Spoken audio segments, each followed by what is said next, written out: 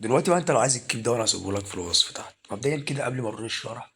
انت لو مش مشترك في القناه تنزل تشترك وتفعل زر الجرس عشان يوصلك كل جديد. انا مش عايز منك اي حاجه غير كده بس. تمام.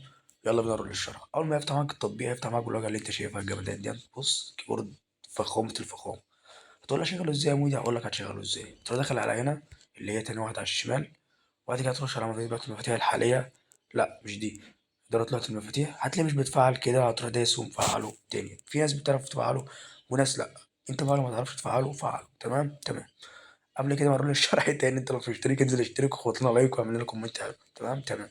تاني حاجة بقى عشان تفعله هتروح داخل على دي وداخل كده. كده الكيبورد اتفعل معاك ومفيهوش أي حاجة. فيروس هيشيل منك فيروس، فيديوهات هتحمل منه فيديوهات، هتعمل منه اي حاجه. ده غير الزخرفه اللي فيه وغير الحاجات اللي جامده اللي فيه. تمام. تعال اوريك الكيب. الكيب زي ما انت شايف هيبدا معاك بالواجهه اللي انت شايفها دي العظمه دي. تمام. عندك هنا سيمات، عندك هنا 9 سيمات، كل سيم تحفه. بص تحفه فنيه فاهم. ده اول سيم. زي ما بعض كده ركبنا اول سيم.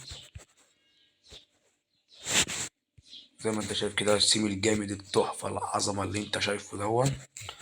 هنركب تاني سيم.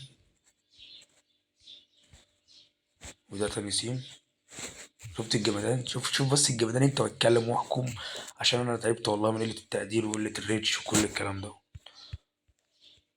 شوف الكيب الجامد دون. ده الرابع.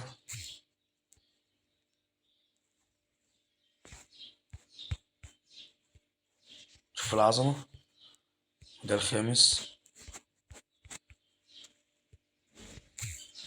وده السادس. وده السابع.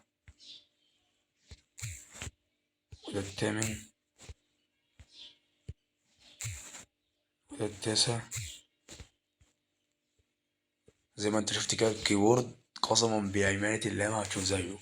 انت لو محتاج الكيبورد خش كلمنا على الواتس وانا هبعتهولك على طول من غير اي حاجة. فما تبخلش علينا باللايك بقى. وانت لو مش مشترك في القناة انزل اشترك وفعل زرار الجرس عشان في طريقة ارقام امريكية نازلة دلوقتي حالا حالا حالا.